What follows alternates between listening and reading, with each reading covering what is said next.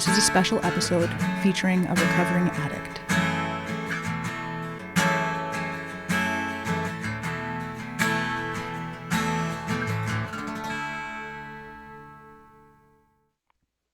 Hi, my name is Sophie X. I'm the host and producer of the Voices of Recovery podcast. I'm joined here today by Rob. Hi, Rob. Hi. Welcome to the Voices of Recovery. Thank you so much for doing the readings for the Just for Today and the SPAD. Pleasure. So appreciate having your voice and so appreciate you being on our special series about grief and recovery. So you have 32 years clean, and you recently re-entered the rooms of Narcotics Anonymous after a hiatus, should we call it? I would call it that, yeah. Tell us about what your early recovery was like, how grief intertwined itself into that, and how your life completely changed as a result of getting clean. My early recovery and grief came hand in hand because less than a year clean, my dad passed. He was diagnosed with pancreatic cancer in December. I got clean just about a year before in January, and I kept holding off the anniversary, hoping that my dad would recover. And he never did. I never really celebrated my first anniversary until I had been about a year and a half clean.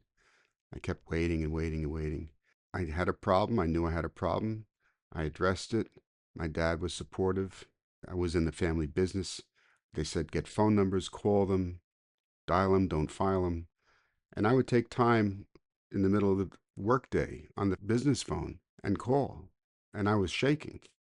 And they say there's no withdrawal from pot. I'm here to say that's BS. Mm-hmm. My heart was palpitating. It was pretty bad. I was calling complete strangers on the phone. A lot of people are uncomfortable with that, but it was told to me that you can't save your ass and your face at the same time. That's right. And there was never a time that the person at the other end of the phone did not thank me. I said, why are you thanking me? You're the one taking time out of your day to help me. And they said, well, you're reminding me how the program works. I didn't really get that until much later. I understand it perfectly now. But back to grief. I was in the family business. I had this vision in my head of my dad slowing down, being the elder statesman, me taking over the business, him mentoring me, guiding me through. And all of a sudden, I get clean and poof, he's gone. It's funny because I'm doing my fourth step now, and my sponsor said, what did you feel? Did you have anger? And I'm like, yeah. I said, maybe you should talk about that in your fourth step. Because I was pissed off.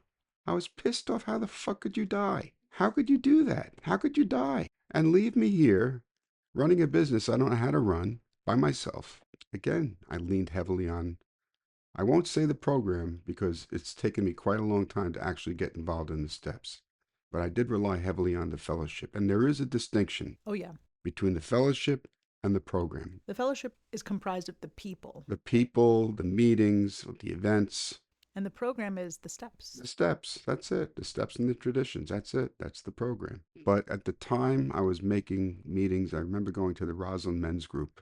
A lot of the people that supported me and mentored me at that time, they're passed. One of them passed from the disease. He was just incorrigible, but he gave me great support. And I was ready to close down the shop. I was petrified. The business owed money. The creditors were calling up. I was like, give me some room to breathe. My father just died. And their answer was, well, we're sorry your dad's dead. Where's my money? Business is business. Business is business. Between the guys in the room and one particular cousin of mine, I stayed. My cousin told me, he said, Robert, I guarantee if you walk away from this business now without knowing what you could have done with it, you will fail at anything you try for the rest of your life because you'll never know what you could have done had you stayed. And the guys in the Roslyn Men's Group, I remember crying about this at a meeting, and they dragged me to the diner after the meeting. They dragged me to the diner, sat me down, and they said, look, just stick it out. See how it goes. That's so hard because you're in early recovery, already managing the feelings of Yeah, living a life without the use of drugs, yeah. with life on life's terms. But that's what this is all about. Right. I'm clean 32 years. I've buried a ton of people. I buried both grandparents. I buried both parents. I've gone through several surgeries. And all of these are triggers for a lot of people. I never let any of it give me a reason to use, especially the surgeries, because I knew that that was a slippery slope. I'd heard about it in the rooms. I've heard people talk about it. Almost happened to me. Well, I made sure for every surgery that I went through, I sat down with the surgeon and the anesthesiologist, and I said, "Look, I am a recovering drug addict. We need to set forth a plan of pain management that does not include opioids or any type of addicting substance, because I'm not going there." And we did, and we did, and I've had several surgeries, and thank God I'm okay, and thank God I didn't have to go down that road of addiction again and doing pain management. But grief, we die. We're not here forever. It's the only certain thing in life. And taxes. And taxes. Yeah, we're not here forever, but there's no reason. There's lots of excuses, but there's no reason to pick up. You went through these losses while you had taken that hiatus from the program. Sure. What had drawn you away from the program? Was it just the busyness of life? Busyness of life. The program gave me gifts. The program gave me a life. There's no coincidences in anything. So the readings you had me do, a lot of that was in there. That life gets good and we think we're okay and we think we don't need this anymore. And we think, I can back off. And I did. It's not that I was in danger of using, or maybe I was, I don't know. I didn't feel like I was. After a few years, I started to feel like something was missing. Not something, but a lot was missing. And I had never worked the steps. I had a few people that I called sponsors, but they were never really the kind of sponsors that would take me through the program. They were more like just buddies, friends, People that would answer the phone. support people. I said to myself, I want to find somebody who can sponsor me, and I want to dive in.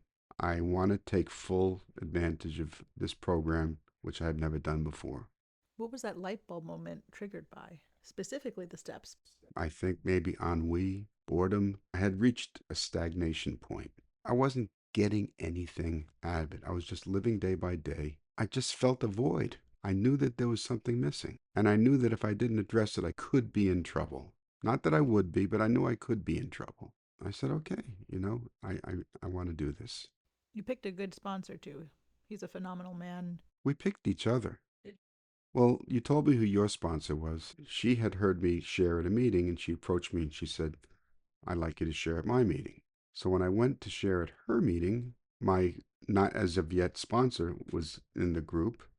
He raised his hand and he just shot his clean time out. He said, I have, like 40 years clean. I'm like, in the middle of him sharing, and I'm sitting up at the table, I just pointed to him and I said, you're going to be my sponsor. Because when I came back into the program, when I started making meetings again and looking for a sponsor, at that time I was like, I'm 30 years clean. How do I find someone to sponsor somebody with time? Who's going to sponsor me? Who's going to sponsor You me? have over 3 decades. But I based it on clean time. And that's really not a very good criteria because there's lots of people that have clean time that have no recovery. That's right. And that lots of people who don't have decades but have really good recovery. Yes. And I've met quite a few. It's not about how much time you have. I mean, time is important, but it's about the work that you do when you get here. And it's work. It is work. It's real work. It is. And it's soul searching work. I danced around the periphery of it Mm-hmm. for years. I went to step meetings. We read the step. We talked about the step. But going to step meetings and talking about the step and reading about the step is not the same as doing the step. I mean, I am on my fourth step now for months. Yeah, same. It's Months. hard. It's hard. Because every time I think I'm nearing the end, There's more. something else pops up. Yeah, I've gone back several times and I'm like, oh, I have to reopen this little chapter that I wrote over here. Right, right. Because you Because remember it later it's on. not even that, but I realized that I lied. Mm. I wrote something down and I didn't admit my part in it. That's why it's called a searching and Fearless fearless moral inventory. So I had to go back Yeah. and change a few things because it wasn't true. Mm-hmm. So it's work. It's work and it's painful, some of it. Yeah. But the good news is that there's never a reason to use drugs. There's never a reason. We're all going to experience grief. If we love somebody, either they're going to die first or we're going to die first. And chances are we're going to lose people. That's the way life is. And there's no reason to pick up over any of it. There's just no reason. What brought you to use drugs in the first place? When was the first time that you remember using as a child? Probably about 16 years old. Mm-hmm. I was very smart and I went to school. And as a child, I got straight A's and I breezed through. They wanted to skip me ahead of grade. My parents didn't want to skip me. My mother was afraid that all the girls would mature quicker and they'd be taller than me and I'd feel awkward. So she kept me in my grade and I skated through. I just got straight A's and everything. So finally, I get into junior high school. They don't want to skip me anymore, but they want to put me in accelerated courses. So at the same time, they're putting me in with people that are smarter than me. And at the same time, my mother decides to go back to school and get her master's. Now I'm a latchkey kid working with other kids that are way smarter than me. I come home to an empty house. Mom's in school, and I'm just in junior high school. I'm just a kid. I wanted my mother to be there. Mm. Nobody was in the house. And now I had to work hard to get grades because they put me in an accelerated program. So I started experiencing anxiety and I didn't want to do my homework. And that went all the way back to when I was a kid. I always got incompletes and, I found first grade folders which says INC, if you didn't finish the work. So my mom took me to a psychiatrist. I wasn't getting my work done. I wasn't getting my homework done. She didn't take me to a therapist or a social worker. She took me right to a psychiatrist. He diagnosed me as having chronic anxiety and he prescribed Librium to a 16-year-old boy. He says, take these as per directions. It'll take the edge off. When you don't feel that anxiety anymore, you'll be able to sit down and do your homework. All right. I took them, took the edge off. Still didn't want to do my homework. So I took some more. Still didn't want to do my homework. But now I liked the way it felt. I Mm. took some more. Went through the whole freaking script and it was not renewable anymore. I'm like, okay, now what do I do? So I'm walking through the duck pond. I smell something and I meet a bunch of people. And just like that, I don't need to worry about the script anymore. Now I'm hanging out with the crowd. I'm getting high, smoking weed. Continued to do so for the next 23 years, nonstop. Did you ever get into alcohol? Alcohol, LSD, cocaine, prescription drugs, whatever I could get my hands on. The only thing I didn't do, I never put a needle in, I never smoked crack. But other than that, I was pretty much a garbage head. PCP, horse tranquilizer, whatever they want to call it. I did so many different types of acid. I did Mr. Natural acid, blotter acid, window pane acid, peyote buttons, psilocybin mushrooms, Tylenol with codeine, Librium, Valium, Halcyon, and I just went. I just kept, just kept using and using for years and years, When did it start looking unmanageable to you? right from the beginning, because I loved it right from the get go. And right from the get go, it wasn't a question of doing this once in a while. As soon as I started, I had to have it all the time. I mean, I was an addict from day one. I didn't like ease myself into addiction. As soon as I started, I couldn't stop. That was me. Right from my first years using, I couldn't stop. And thank God for the literature in this program because I was very, very, with the semantics, with the words, the meaning. So when a friend of mine had suggested Narcotics Anonymous, I'm like, but I don't take narcotics.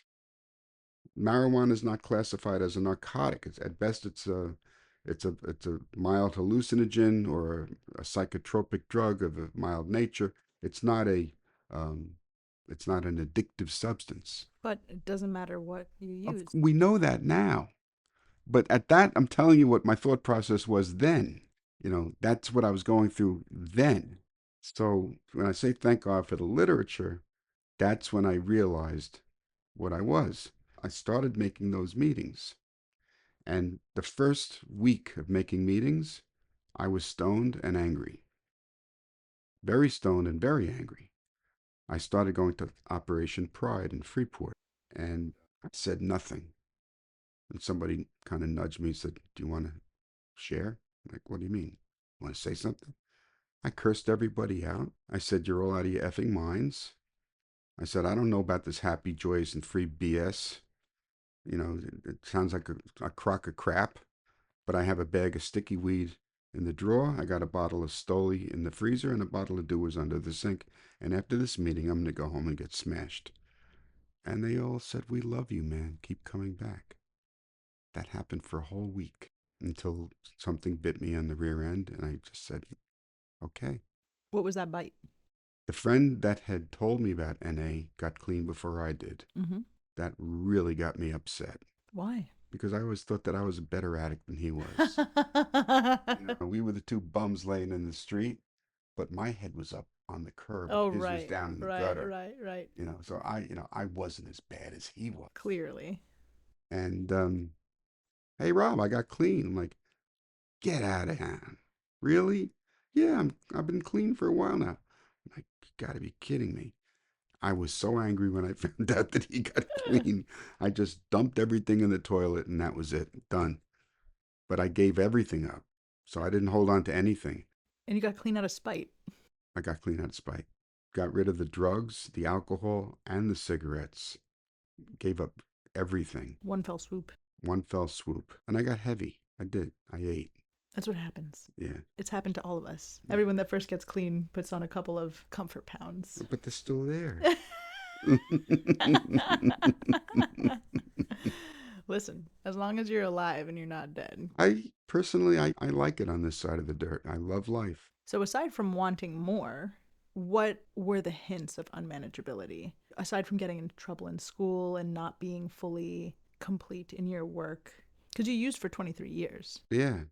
So, surely things became unmanageable to the point of maybe I need to get clean. I functioned all the way through it. I went to college, got my bachelor's. I got accepted into law school. First shot. I got accepted into all 3 law schools I applied to right off the bat. I was using, and I screwed it up twice. Took a leave of absence, went back, screwed it up again. That's when I went into the family business. That's when I called up my father. I said, and I was working for law firms as a clerk and paralegal. I'm like, why am I still doing this if I'm not going to go back to law school? And the family business was always there.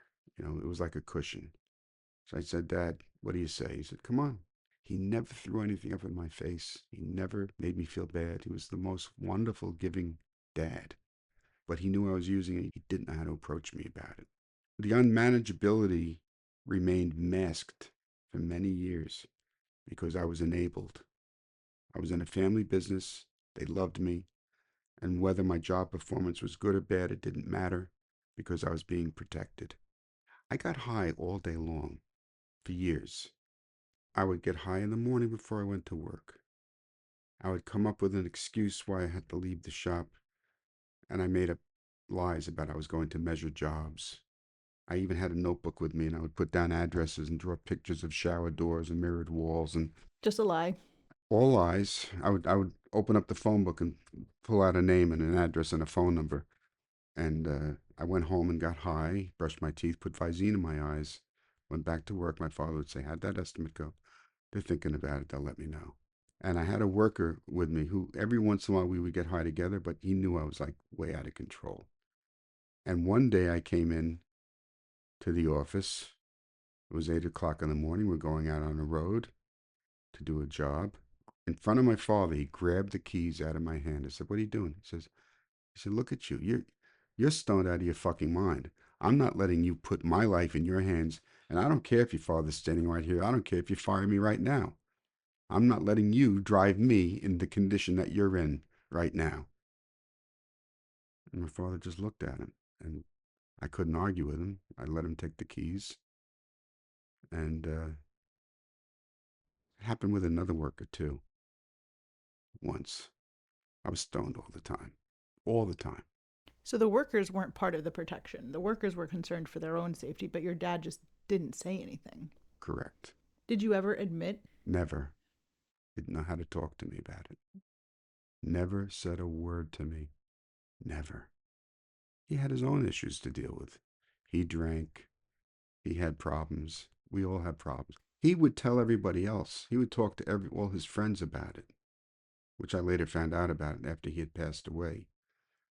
Because a lot of his friends would talk to me. He said, yeah, your dad told me all the time. Didn't know what to do with you. Mm. Didn't know how to handle it. and I got clean. During those first few meetings, I saw all that free literature on the side table, those pamphlets. This is when I got over my semantics about words meaning whatever they meant. And I picked up that pamphlet that said, Am I an addict? I sat there reading that pamphlet and answering every question. Yes, after yes, after yes, after yes. Did you ever lie? Did you ever steal? Did it affect your job performance? Did it affect your relationships? Going all the way down the list. Tears were running down my face. I remember that night, she wasn't my wife yet. She was my girlfriend. I said to my wife, I said, I'm a drug addict. She said, No, you're not. You just smoke too much pot. And to this day, marijuana is still so acceptable. So minimized. It's so minimized. It's very dangerous. I have COPD and asthma. I did what I did to myself. The damage was done. The damage is done. And I work with what I've got left. And it's pretty good. It's funny that you mentioned the literature because you most recently took on a commitment at the area level as our literature chair. I love it. And it brought me back to that because I realize how important literature is. You know, a lot of people don't want to be told what to do. They come in, they're scared, they're angry, they're belligerent, and they certainly don't want, you know, I don't want your strength, experience, and hope. Leave me the fuck alone. Let me read this. When I first came in, we didn't give away anything. Give away a blue book? No, $10. You don't have it? Take a white pamphlet. And that white pamphlet was a lifeline. And as a matter of fact, we used that white pamphlet in a lot of meetings. We did the readings, we did step work. We did a lot of stuff out of that little free white pamphlet. And that has everything in it. It's got the steps, the traditions, how and why, and a few stories. It's very simple. This is a simple program for complicated people. We take a simple set of principles and we blow it up. We expound on it. But if you just look at the principles themselves, it's not that complicated. So all of it's in that little white book. We didn't give anything away. And I like that we help out the newcomer now. But I think what's happening today, people are forgetting that this is not a program for people who need it. It's a program for people who want it. That was pressed upon us much more when I came in than it is now. So a lot of people are expecting to be spoon fed and expect to be carried. And it doesn't work that way. We don't carry the addict. We carry the message. Mm-hmm. We don't carry the addict. When you were using, did you wait for the dealer to knock on your door and say, are you okay, honey? Do you need anything? You know, you know, when you wanted to get high, you did everything you needed to do to get high. Yep. And that's what they pushed on us when I came in. You've got to chase your recovery The same way you chased your the way you drugs. chased your drugs. Yep. It still has to be that way to me. So I had been hearing about NA. My friend who got clean before me had planted the seed. He told me about NA. And he said it was like AA, but it was not just about alcohol, it was about drugs. And he was told me a little bit about the program to the best of his ability. It didn't really sink in, but I knew about it.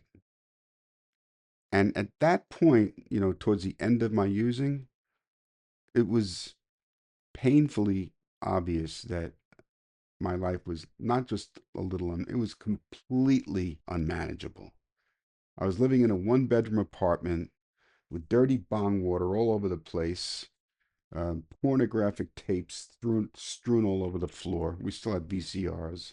And towards the end, I was trying to make it last.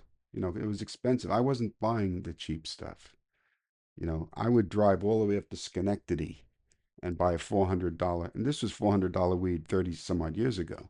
I would buy a $400 bag of weed. I went and bought myself those little dealer packs that the street dealers use, little nickel bag Ziplocs. I would take that ounce and break it up into 30 little bags and hide them all over my apartment. This is going to last me a month. In less than a week, it was gone. Dang. And I wasn't sharing. People weren't coming over. I wasn't using socially with other friends. This was mine. Mine. Smoked all of it by myself. Even when I finally admitted that I needed help, All I wanted to learn how to do was to use successfully. I came in here and I heard about complete abstinence from all mind and mood altering substances, including alcohol. That's when I got angry. I was like, whoa, whoa, whoa, whoa, wait a minute. What? I can't use anymore? You know? And they didn't say you can. They said, we suggest. They said, you can do whatever you want to do. They just said, if you want what we have, we suggest that you do what we do. And this is what we do in order to recover. I'm like, whoa, whoa, whoa. Not yet. I'm not ready for this yet. I'm going to go home and get high. I said, go ahead. But come back. Come back. Because nobody said you shouldn't do that or don't do that. They said, we love you. Keep coming back. That's what got me. It's a beautiful fellowship. Unbelievable. I'm grateful every day for finding the rooms of Narcotics Anonymous. Yeah, me too. Changed my life. And it's still not easy. My wife is an earthling. My daughter's an earthling. I don't even know if they use that word anymore. They do. These are people that mingle amongst the rest of humanity with a drink, with this, with that. But my wife doesn't view all this as something that's enhancing our lives together. She views it as a threat. So the more time I spend with sponsorship, with meetings, with commitments, that's just time taken away from family. That's initially what led me into my hiatus, because I knew that she was kind of struggling with my involvement in program. And I figured, okay, do you still need it? Do you really still need it? You're okay. Okay, I'm okay. And I walked away, but I knew that I wasn't okay. And you went on all those years not using Yeah, because you knew you're not an earthling. right. One person's story from the Roslyn's men's group. I would say that hearing him share kept me clean for years. It still does. It was probably one of the most frightening stories I've ever heard in my life about the insidiousness of this disease. He had lost his clean time. He had, I think, about 7 or 8 years, and then he came back. But he told me what happened is that he got clean, life got good, and he had all the gifts, money, prestige, better job, better car, house, beautiful wife. Life was good. And now he's going out on power lunches with clientele. And he figured, you know what? I don't want to look like a jerk. I got to impress this guy. At least, I'll just have a martini. You know, he'll think something's wrong with me if I don't have a drink. So he said it started slowly like that. He'd have a martini at a power lunch. Then he would celebrate a victory and take his wife out. Five-star restaurant, $200 bottle of wine. This isn't drugs. This is a fancy $200 bottle of wine. How can you put that in the same category as crack? All right. Insidious. Little devil telling you it's okay. And his story was that this went on for about a year and a half. Slowly creeping. Slowly creeping. It went on for about a year and a half until something like what you talked about. Why are we talking today about recovery and loss and whatever happened? Something, a life situation happened that set him off. Something, either a loss, financial loss, or a person. Something happened in life where he said, F it. And he dove straight headfirst back into active drug use, and he was lost for years. That scared me more than anything I've ever heard, how insidious this disease is. And I know that it's inside of me. And no matter what I do, no matter how much I do program or not do program, that disease is always inside me. You either accept the 12-step model of addiction and recovery or you don't. And thank God I like it. Thank God I don't love have it. to do the research And anymore. it turned out to be a beautiful thing. Enough people have done it. I don't have to go out there and be an experiment. I have enough evidence. I'm good. So just for today, I don't use. That's it. And what do you think has been the most transformative part of getting back into the program since you've come back? All of it. I'm getting everything that I came back for. I'm active in my home group. I go to business meetings. I've got a sponsor. I'm doing step work. I took a commitment in my home group. I took a commitment in area. All of these things combined make me more connected. That's what I came back for. So tell me a little bit about what led you into where you are right now, like professionally, because you ended up giving up the family business, yes? I closed down the business during COVID. I couldn't get people to come to work. They were making more money staying home on unemployment. There was really no business to sell. What's the business? The business was the truck, the stock, and me. I did the work. I was like chief chef and bottle washer. I put up mirrored walls and shower doors and storefronts, and I was doing most of the physical work myself. So I saw an ad. So I did this temporary job for the Christmas holiday that they had in UPS. And they said it was temporary. They said, we're going to lay you off after the holiday. At that job, I met somebody who told me that there was this shortage of school bus drivers and that you can make better salary at it. In my life, I had never in my life considered being a school bus driver. And I jumped in head first. I just started doing it. And thank God I like it. Thank God I love it. It turned out to be a beautiful thing. And with that, I want to thank you so much for giving your time and your voice to the Voices of Recovery, reading the readings. It helps a lot of people get the information that don't have access to the literature. Pleasure.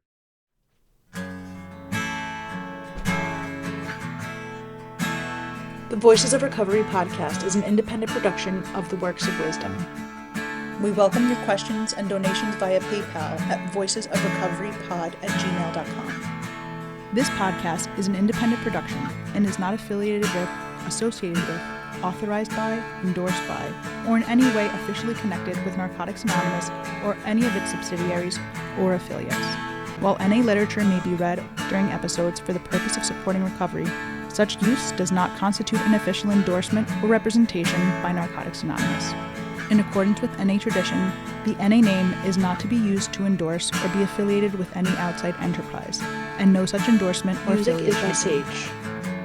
Thanks for listening to the Voices of Recovery podcast.